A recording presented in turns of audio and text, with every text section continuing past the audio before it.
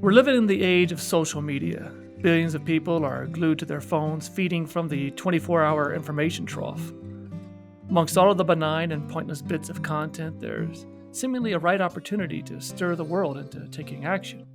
We can finally fix all that ails us, so why isn't it working? And what is the downside to social media activism? In this episode of The Uncomfortable Truth, we're going to explore just that. This is Loki Mulholland, and it's time to get uncomfortable. Today we're joined by our usual partner in crime, freedom rider and civil rights activist Luvon Brown. Luvon, how you doing? I'm okay, Loki, but I have to say that ever since I became a freedom rider and all that kind of stuff, I'm not a partner in crime anymore. Oh, okay. I gave that up. You sent me this thing. yeah. I said that too. So, I got a little worked up over this the other week, and I wanted to address this thing. It's called social media activism. And I sent you that text from a listener who asked if it was possible to do a podcast about something she saw on Facebook. Ah, Yeah, so for our listeners, this ties back to the lynching of Ahmaud Arbery and the request for people to honor his memory and stand up to this injustice by jogging or walking 2.23 miles. Now, remember, this was being done in this fashion because of social distancing during the COVID-19 quarantine. Getting together for mass rallies would be a foolish thing to do right now. So, right, let's just leave it to the militia groups to get themselves sick on the steps of the Capitol buildings, right? exactly. So, here's the Facebook post. I'm going to read the whole thing. Oh, okay. Okay, here it comes. Listen up, people of whiteness who wish to show solidarity for Ahmaud by taking a walk, run tomorrow. I'm not discouraging you all from going out, but I want you to know that you going for a walk in all of your whiteness and privilege is a show of solidarity, which is needed. But it is not activism, nor is it pulling down structures in any kind of way.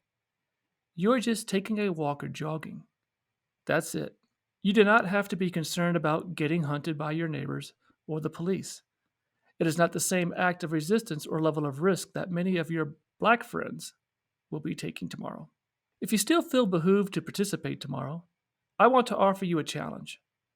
Go for your walk or run, and don't tell nobody about it. Don't post pictures of your feet with a long, sappy essay about how walking made you feel and how you're going to do better. Don't post a screenshot of your Nike Run app with a hashtag. Don't take video. Don't post scenery. Go for a walk and don't say anything to anybody about it. Don't do your good deeds publicly to be seen by people. You stunting to be seen by folks nullifies the good that you did because that's your only reward. Instead of posting on social media something that will be forgotten in a week, you should take the time to reflect on the changes that you need to make within yourself and build up the courage to act and disrupt racism. I cannot tell you what you specifically are being called to do, but I can tell you to follow your inner voice, reason, conscience, the voice of your chosen deity, or whatever entity that you turn to when you need to make deep changes in your life. But you all need to change. And taking part in a social media fad isn't going to cut it. Show solidarity, but then get out and make a change. Well, I have different feelings about different parts of this. Mm-hmm.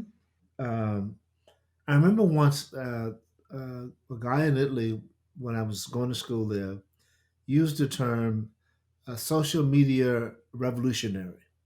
Right, They don't do anything, but they talk about it a lot. right.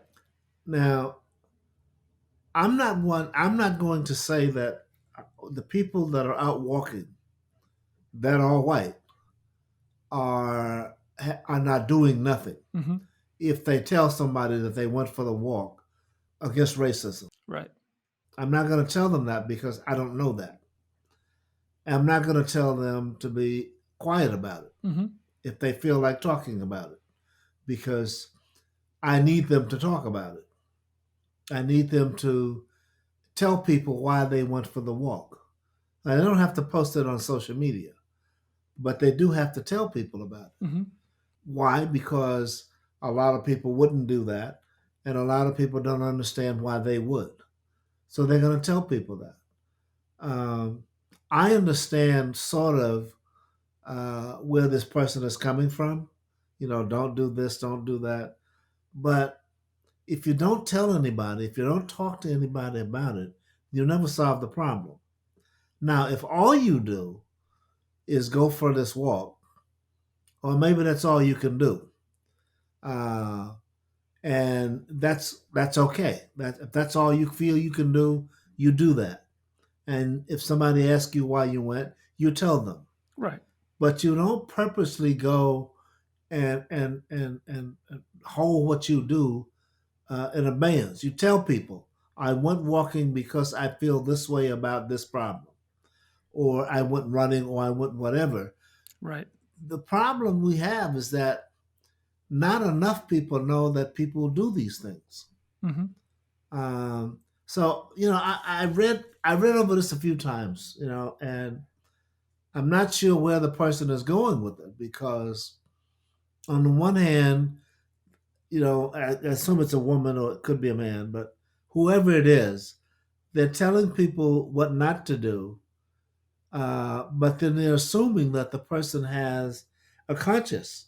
They have a Right. voice of reason, or they have a God, or they have a something that forces them to go out and make this run. Well, if you assume all of that about the person, you've assumed a lot of good stuff.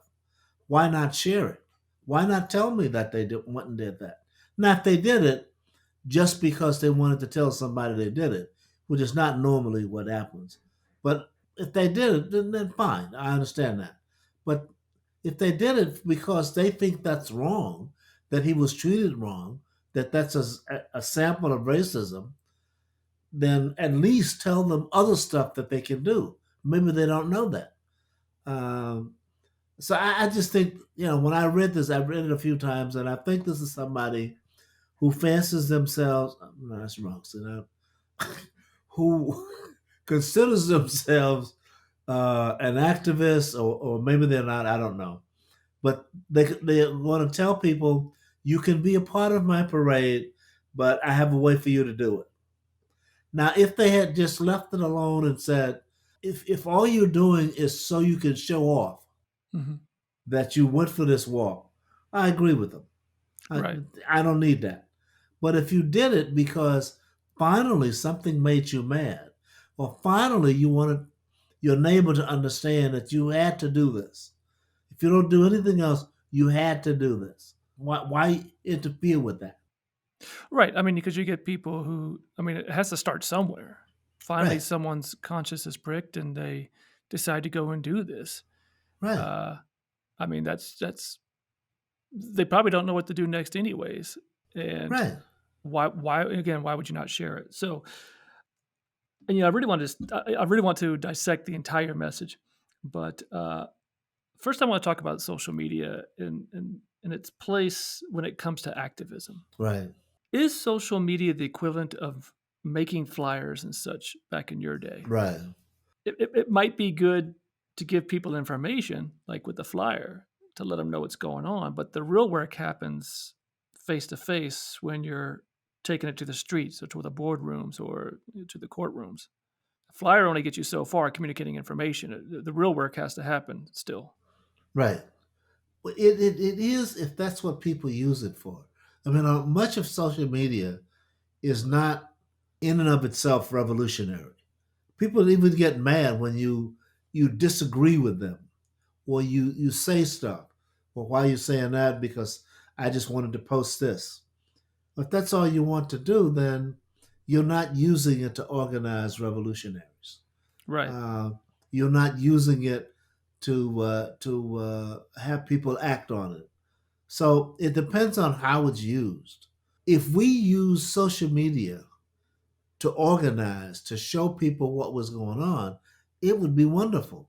Well, I was just saying, for instance, I mean, Ahmaud Arbery's lynching is a great example of that. It was organized Right, for everyone to do this walk and to share this message. right, I mean, we're in the age of this quarantine, this pandemic, and again, for everyone to go out there and get together in a mass rally is it would just be yeah. stupid. Let's You just call can't it do what it that. is. So this is a way for people to actually do it individually. to Right. organize individually and then share that collectively so that everyone can see that this is important. Right. Yeah, I mean, so there's an aspect of that exists there, um, but it's not the end all either. But it can't be, because what happens is, like, I'll send you stuff, you'll send me stuff, and as soon as you send me something I don't like, well, I'm going to unfriend you. I'm going Right. to use part of social media, and I'm going to say, well, I'm not going to talk to you. Hmm. Well, you just lost a whole bunch of stuff, because I don't know what you're thinking. Just Right. like this woman that wrote this long email doesn't know what people what they have on their mind. Well, so ask them. And if they don't want to talk, they don't want to talk. If they don't want anything to do with you, they don't want anything to do with you. But it's not sharing ideas if, as soon as the person says something you don't like, you cut them off. Right. Right. And if you want to organize to get people to go out and do stuff, there's room for that on social media. You just talk to the people who want to do it. But what about all of those people that don't know what to do? Why not offer them suggestions for things they can do? Even when with the pandemic going on, there are things people can do.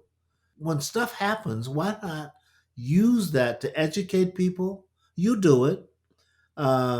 Joyce does it. There are a few people that do that. Why not just do that? Every now and then post a message that educates people.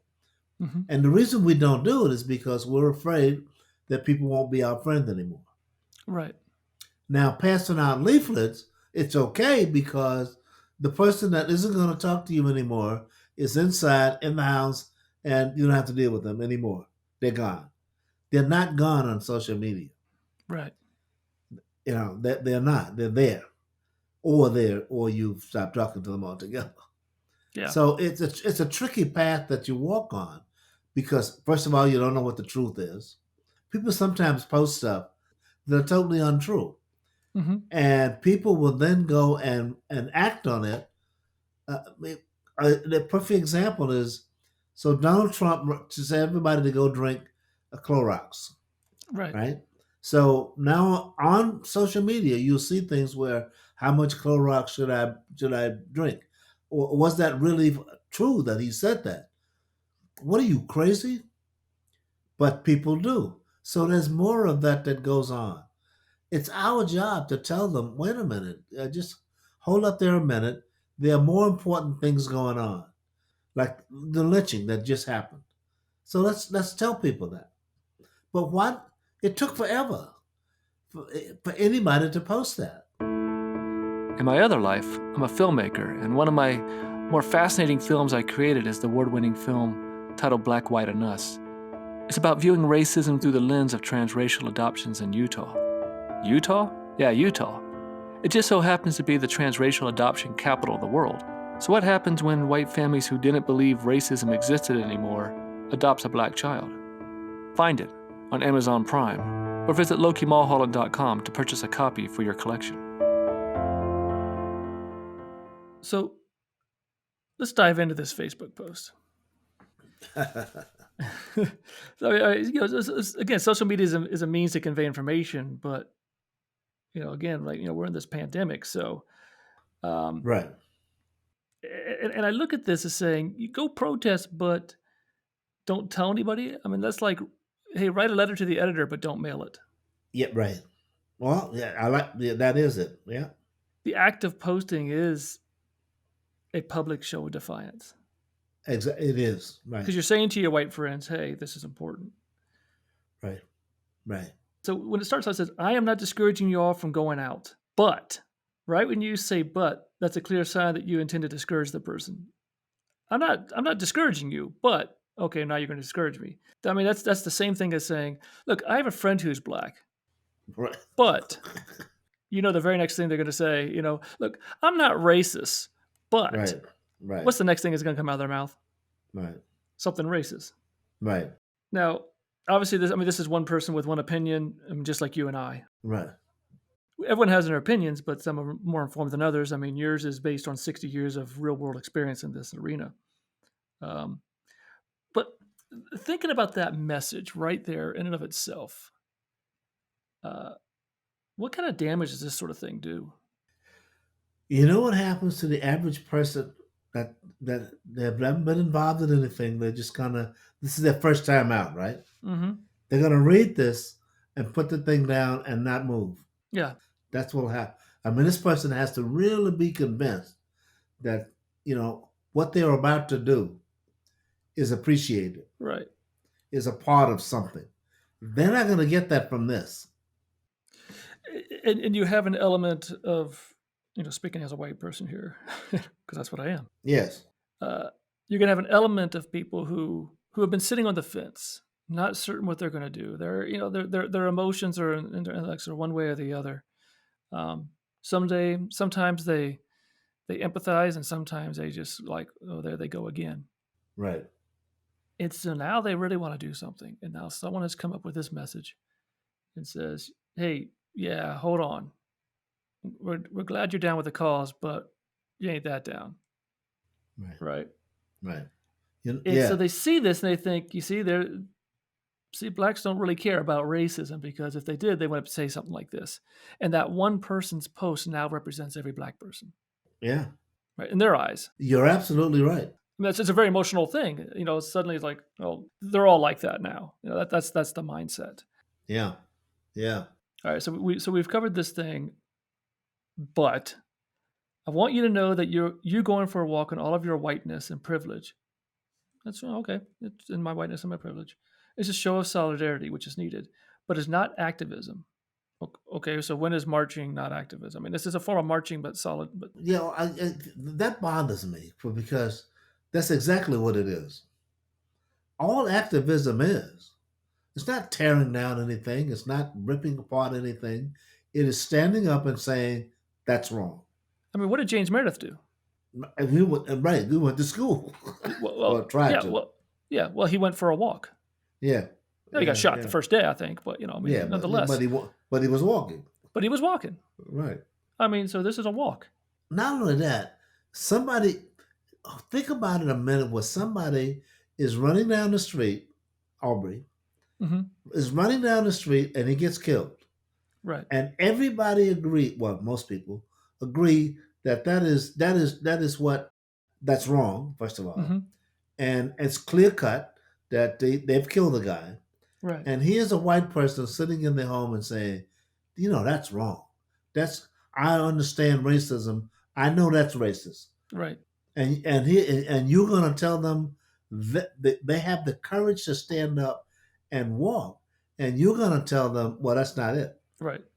Now, by the way, but one of the things that happened when I read this was they really don't tell the person what to do. Well, yeah. So they're saying, you were just taking a walk or jogging. That's it.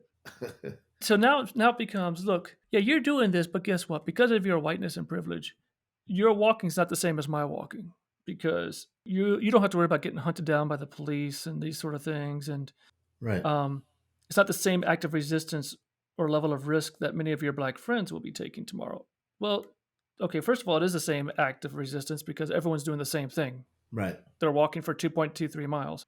The very fact that you are doing this walk is because you recognize the fact that you don't have to worry about getting hunted down by the police or your neighbors just for going for a walk. right. So I mean, it just doesn't add up. So if you still feel behooved to participate, I want to offer you a challenge. Go for a walk and don't tell anybody. Quite frankly, I still don't get that. Well, no, I mean, so what they say is, don't do your good deeds publicly to be seen by people.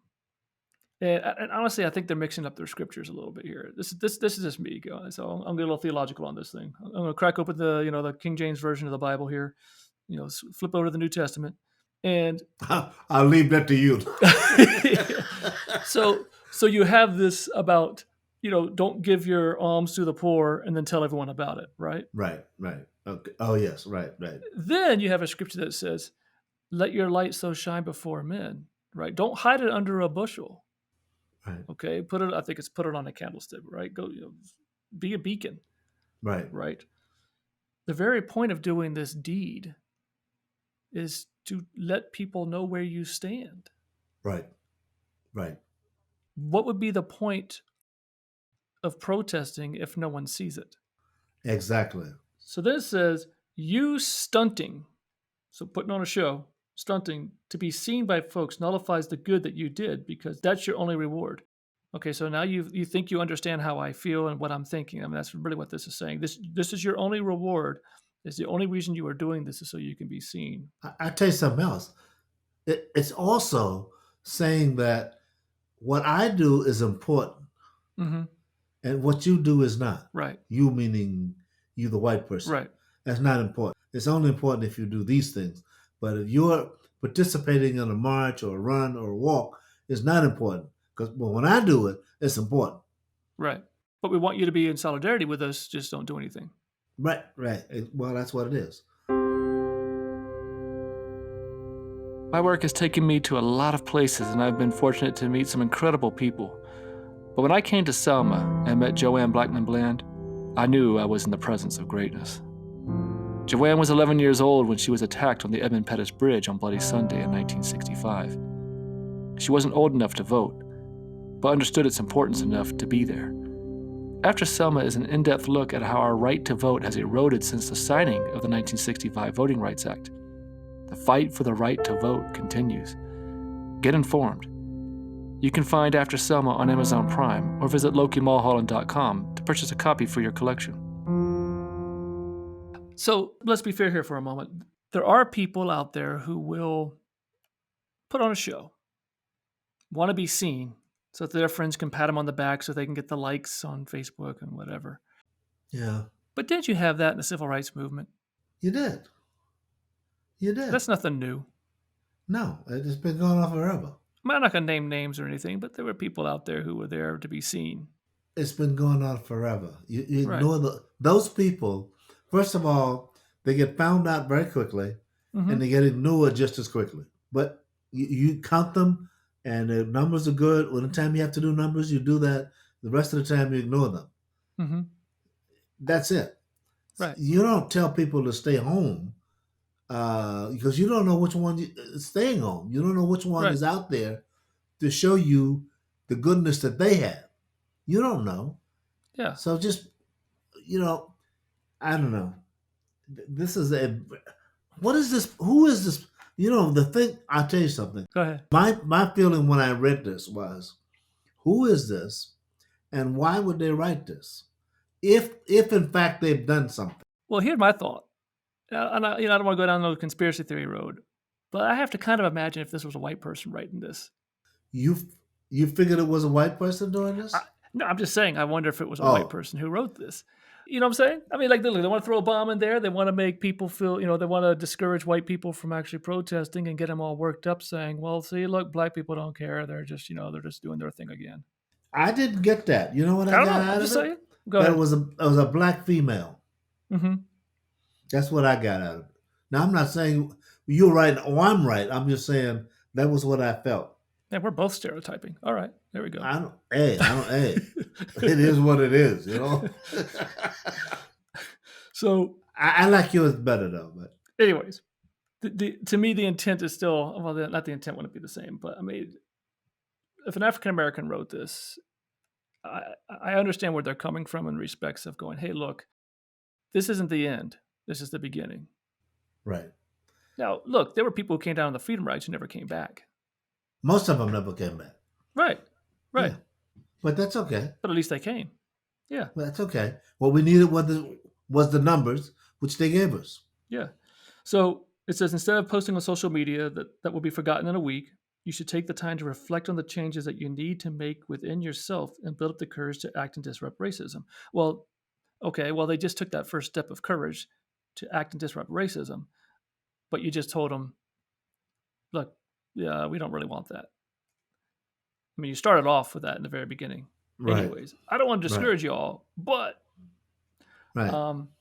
I think anybody who takes the time to do anything that gets us out of this morass of racism should be that person ought to be congratulated. A lot of times when I speak, people say, "Well, what can I do?" Mm-hmm. What I'm because usually I like talking to children, but children, Sure. older children, but children, and I tell them something as simple as if you see somebody being bullied, you go up to that person and put your arms around them. That's revolutionary. Hmm. Now you didn't do anything. You didn't tear down anything. You didn't. Revolution is not necessarily tearing down. Mm. Even Hitler didn't want to bomb England. Hmm. I mean, come on, there's stuff you can do. But you imagine the power of just walking up and putting your arms around somebody, particularly when you're different, you don't agree with them, whatever. That's an act of defiance. That's telling everybody else that I stand with this person. Right. I don't have to have a flag. I don't have to do anything. So that's what this is. Yeah. And we all need our personal revolution, anyways. Exactly. We all need that change. We do. When mom speaks, she always tells kids, don't try to change the world, just change yours. Yeah. And Exactly. That's all you need to do. whatever that might be. If your world is that kid who's getting bullied and you go up and put your arm around him, well, then you just did something. You just made a change. You're right. Absolutely. Um, Absolutely. That person is no longer alone, and you just made a revolutionary act of kindness, right. A positive act of defiance. a positive act. Yeah. So I don't care whether you shouted to the rooftops that you went on a run. Hmm. I don't care what you use it for. Just do it. I'm just glad you did it. Yeah. Yeah. I may never see you again. Hmm. That's okay. Hmm. But you might want to send somebody. If I treat you differently, if I treat you like what you just did was important, you're going to tell your friends, Right. hey, I just did something important. I went on a run. I went on a walk. But this person is saying, no, don't do that. Is this, think a minute, is this, well, you weren't there, but you heard about it. Hmm. This is not much different than what members of the civil rights movement said. Mm. We don't want any white people. They didn't say they didn't want white people. They said they wanted white people taking care of their own. Well, that was Stokely. And okay. Yeah, Stokely Carmichael. Well, that was towards the end That when was that was the split between Stokely and John Lewis, right? that. Yes, And it certainly Stokely was. was like, "Hey, white people, go home and talk to white people." Right. Well, we see where that got us. Right. Tore the movement apart. Hmm. Why? Because there were white people who wanted to change things, who then might not have known how to do it, but they were willing to do it. Right. Some were willing to give their life, Hmm. some were not. So all of a sudden, they didn't feel a part of. You think anybody, any white person that reads this message that this person sent is going to feel like they're a part of? Right. Now, the average, some of them will say, "What the hell with you? I'll do what I want to do." Right. But some will say, "I'm going to stay home." Hmm. Well, we can't afford in this movement to have people staying home, just like we couldn't afford it in the '60s. Yeah. And social media is a way for us to go beyond our home, Exactly. to convey to the world the acts that we are taking. I mean, the post in and of itself is not the act, right? No, no, no, no. It is. It's the end result of your act of sharing that message. For me, it's like, so when they did this to the Jackson sit-in. Here we go. All right, ready? When they did the Jackson sit-in, the sharing of that, which was always after the sit-ins and so forth, anyways, was the mass meeting afterwards, Right, right, right? You always had a mass meeting. right, Everyone get together. You would share what happened. They'd bring those people who got attacked up on stage, and people be talking about it and so forth, and everyone get riled up, worked up to go, right, yeah, let's do this again. Let's do this again. right, That's social media's role right, in this as a vehicle to. Now, it's always better if it's in person, but to have that proverbial mass meeting afterwards, it's the tools right, to help facilitate that defiance, to create that revolution. right. And it's also to share. A lot of those meetings were about sharing what went on, sharing what happened to you, sharing what you did, sharing the fear Mm-hmm. or the anger or whatever, that you shared it. Right. What is the good of being revolutionary and being at home? I mean, social media does for us now what, if we let it, if we use it correctly, Mm-hmm. it does what we used to do at those mass meetings. Right. There's still mass meetings, Sure. but you can share that.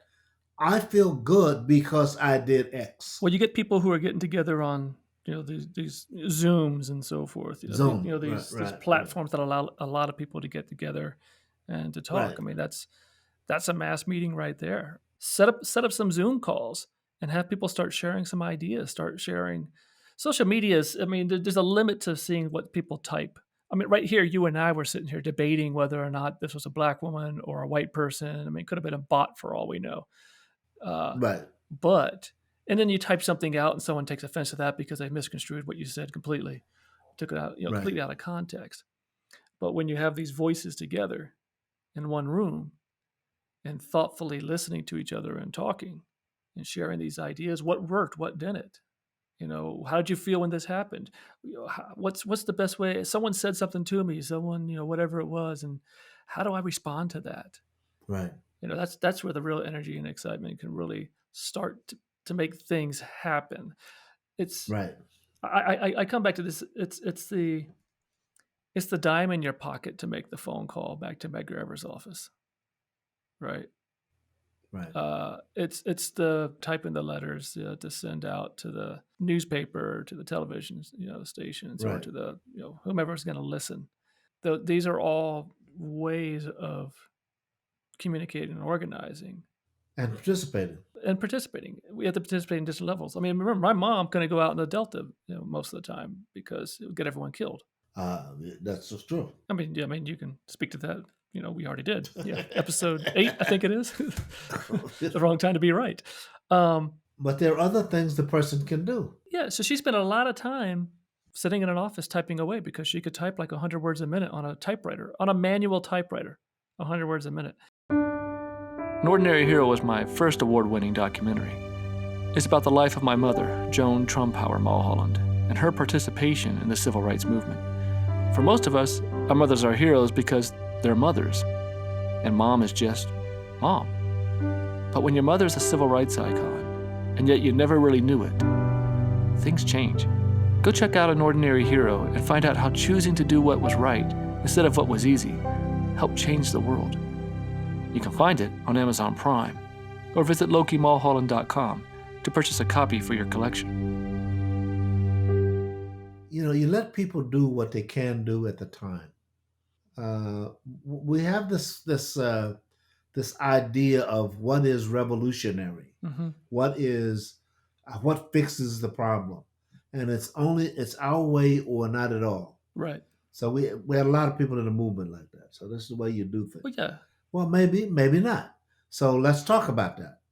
Let's talk about what you want to talk about, and let's talk about what I want to talk about, and let's see if maybe we do both. Right. Well, one of the things you said I thought was interesting is you have these different voices. I mean, here we're talking about this one voice in this Facebook post. It's one voice. Not everyone's going to have the right answer, Right, right? Um, right, right, but you need those perspectives. So here's someone who potentially feels a certain way, and now again, they could also be making this post just to stir the pot and to get some likes and whatever else, and that's their whole motivation. It's just to right, throw rocks at the beehive, right? Poke the bear. right, right. But It could be, yeah, but what they're saying is, maybe it'll make a lot of people stay home. mm-hmm. Well, it makes some people stay home. Those who really feel that something's wrong, is let them express that. Let's be inclusive about this, Right. because and I'm telling you, that is the only way things stop. Mm. So just trying to think about this for a moment. Then is at the end of the day, do something. Let's not discourage people from doing something. We can't. And social media is a vehicle by which we can convey what we have done on a broader scale, so that more people know. I mean, it's you're showing out because that's what you should do after you've gone on a rally or whatever else. Um, Right. when you're protesting, revolting, that you let people know how you feel. I mean, that's so you use it for how it should be used. Right. Exactly. Yeah.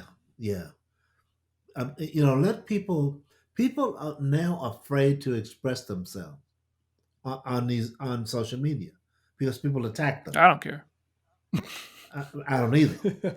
You know, as a matter of fact, I just called somebody on it the other night. All right. But I try not to piss people off too much because I want to hear what they have to say. Yeah. So the people will put something down, and I said, "Well, okay, I hear you, but how do you know that?" But when you stop the person from talking altogether, they do what we do, which is talk to the person who agrees with what I'm saying. Well, there's no sense in me trying to get people that already agree with me to agree with me. Right. What's the point of that? So my job is to open up so that everybody can talk, everybody can do what they can do at the time. And then if they can do that, maybe they'll do something else. But don't start telling them how to be revolutionary or how to act or how to, walk or how to do anything. Right. We had to do some of that because people had to, the times were a little different in some places. Hmm. But you don't have to do that. Just let people do. Don't make them so afraid or inside themselves. That's what it is. It's the person that receives this, that's a white person, who is not willing to say, well, screw you, is going to stay home. You don't want that. Right. It's childish. Yeah. I mean, I mean, that's it's good intentions, but very much not aligned with the right, purpose. right, right. So if that person, if they post to you or they come to you, just go back and tell them, look, I understand what you're saying, but let's not shoot our own soldiers. Want a great way to help a worthy organization and educate children about the civil rights movement? Visit our foundation, the Joan Trumpauer Mulholland Foundation, at thejtmfoundation.org. That's thejtmfoundation.org. We are a 501c3 established to help end racism through education. A $5 monthly recurring donation will provide curriculum for 30 students. As my mother used to say, I can't do everything, but I can do something, because doing nothing is not an option. If you have wanted to help in this cause, but didn't know how, now you can. The Joan Trumpauer Mulholland Foundation at thejtmfoundation.org. So in the end, when it's all said and done, we're all in this fight together, and we all have our way of doing it. Right, Let's not discourage people from making that first step. right. I would, yes, Yeah, absolutely not. yeah. I just see this situation with the 2.23 mile walk and jog as a great way. It was a great way to convey, how you felt by showing that you did it, Right, right. and to hide that and not to tell people. Well, what was the point of doing it in the first place? Yeah. I mean, you might as well go walk in the woods instead of downtown. Yep, exactly. You got it. What's the difference? We can't have big mobs like we used to. Right. Count the number of people that show up. So you can say, hey, I just went for a walk and I walked because they lynched this guy Yeah. and I couldn't stand that. That's all. Well, thanks, Levon. Anyway, Yeah.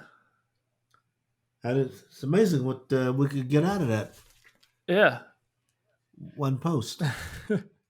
Well, I think it was important. I mean, what was great was that it was a listener who really felt compelled to share that with us and to turn around and be able to kind of, help them understand a little bit, hopefully, um, Right. that don't get discouraged by one person's opinion, and that we all should be lifting each other up, especially when we're all trying to do good. Right. So, well, hey man, be All right. safe, be good. You too. As John Lewis would say, right? Just keep getting in good trouble, right? Yes, indeed. All right, man. Take care now. Give my regards to everybody. Will do. All right. Bye bye. Thank you again for listening. Make sure you head to my Patreon page at patreon.com/Loki Mulholland. Show a little love if you can, and get access to even more content. Until next time, don't be afraid to get uncomfortable.